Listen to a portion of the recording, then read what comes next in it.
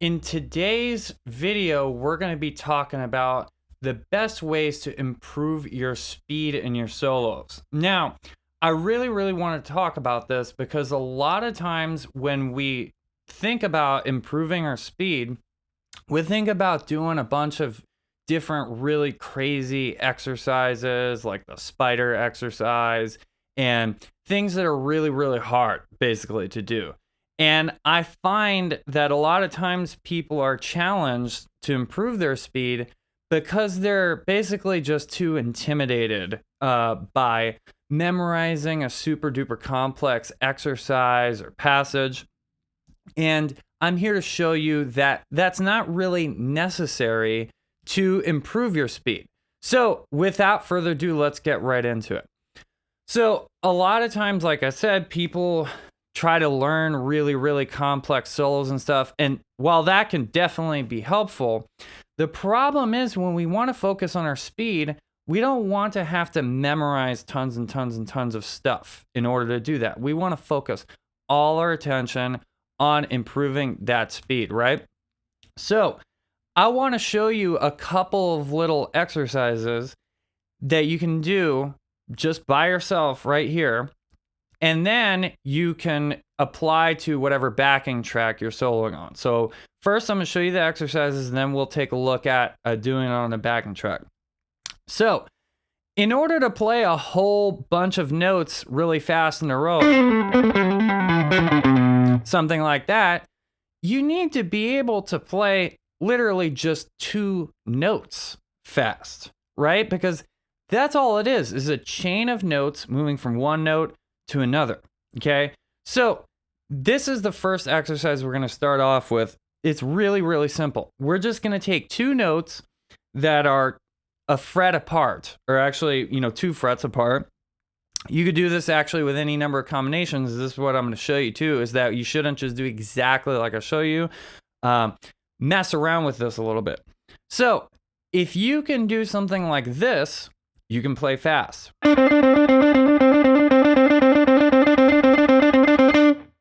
Literally just going back and forth between 2 notes and doing that fast. Now, obviously, my finger combination here is the first finger and the third finger. That's a very common finger combination to use because, well, you're going to have this constantly popping up where 2 notes are 2 frets apart like that. So one thing I recommend is before even trying to do it in a really long chain like this, is see if you can just do a short burst. That is really the key for me, at least, that unlocked a lot more speed in my playing is, can you do something like this? Literally just play maybe 1, 2. I bet you most of you, even if you're a relative beginner, can probably actually do something like this. So I'm going to move over just a little bit so you can see my right hand better. Apologize for that. So I'm doing this with alternate picking right now. So just down, up. So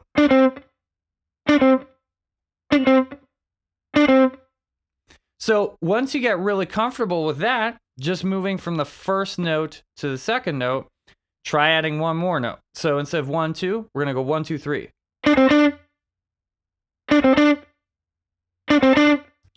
It's super simple and actually easy, but if you can't do this, how are you going to expect to play a super long passage that's fast in your solos? Right? Makes sense. So once you do that, start adding more and more repetitions until you get comfortable. So instead of 1, 2, 3, go 1, 2, 3, 4. 1, 2, 3, 4. And then 1, 2, 3, 4, 5. So on and so forth until you can basically do this indefinitely.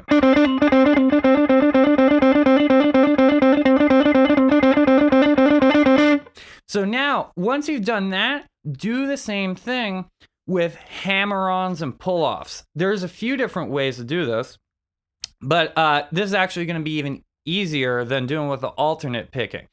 A lot of times our picking hand, even though we want to be able to alternate pick a lot of stuff, it can slow us down a little bit. So Try doing that with just playing this third finger and then going to the first finger and just pulling off. And then try to do that again. So now I'm picking every other note. So pick, pull off, pick, pull off, pick, pull off. So now you can incorporate some hammer-ons too. So pick, pull off, hammer, pull off, right? Pick, pull off, hammer, pull off. So now I'm only picking once every 4 notes. 1, 2, 3, 4, 1, 2, 3, 4, 1, 2, 3, 4, 1, 2, 3, 4. So try doing that until you get really comfortable.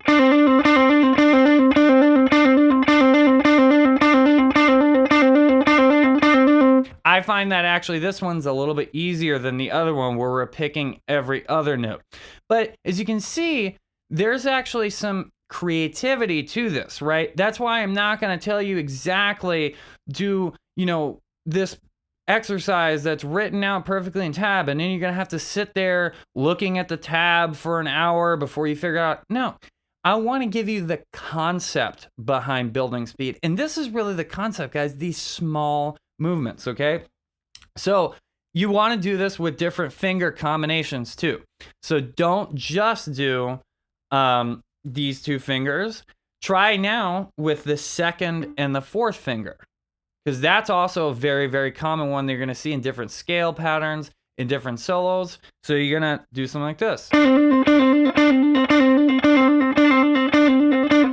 So that one's a little bit more challenging because now we're using our pinky. But again, when we're doing this, we need to be thorough. We want to make absolutely sure that we're covering all the different finger combinations so that we can use any of the different finger combinations in our solo when they come up. And then finally try doing it with these next 2 combinations. So we're going to do it with the first and second finger. This is unbelievably common, pops up all the time. And do with alternate picking too. Again, if you have trouble doing it for a long period of time like that, just do your little burst.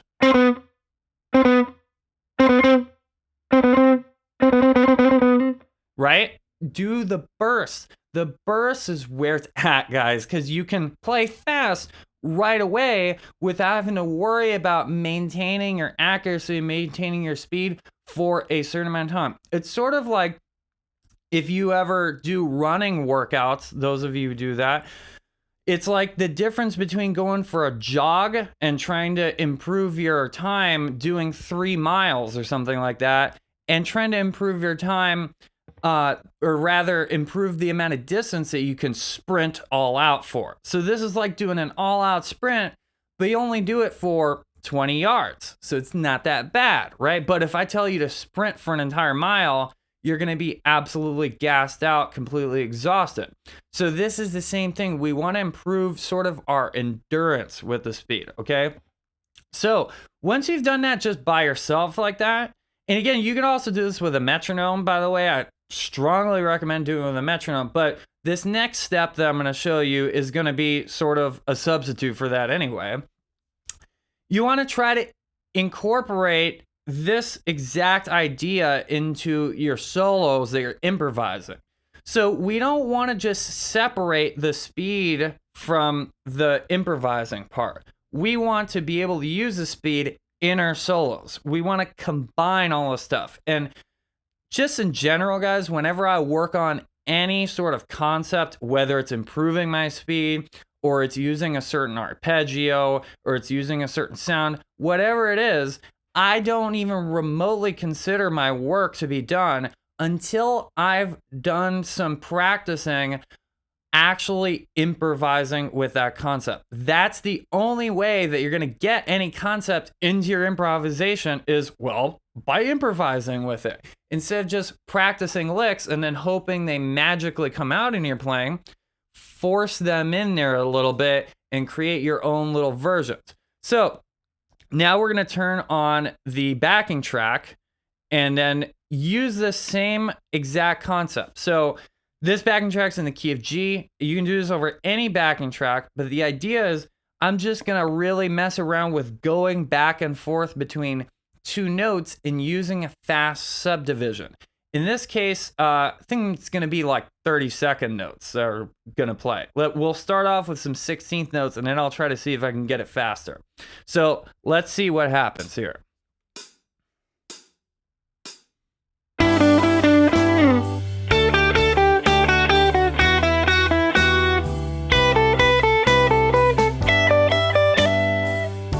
Okay, so those are 16th notes.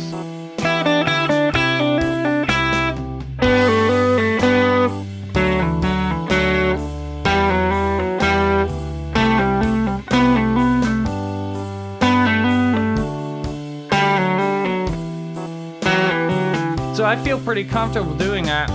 Let's try 30-second notes. So it's gonna be like da da da da da da da da da da da da da da da da.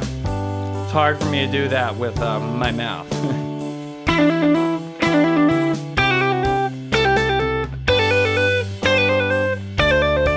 So I'm sticking within the key here, skipping a few steps ahead, but still the same idea, just going back and forth between two notes.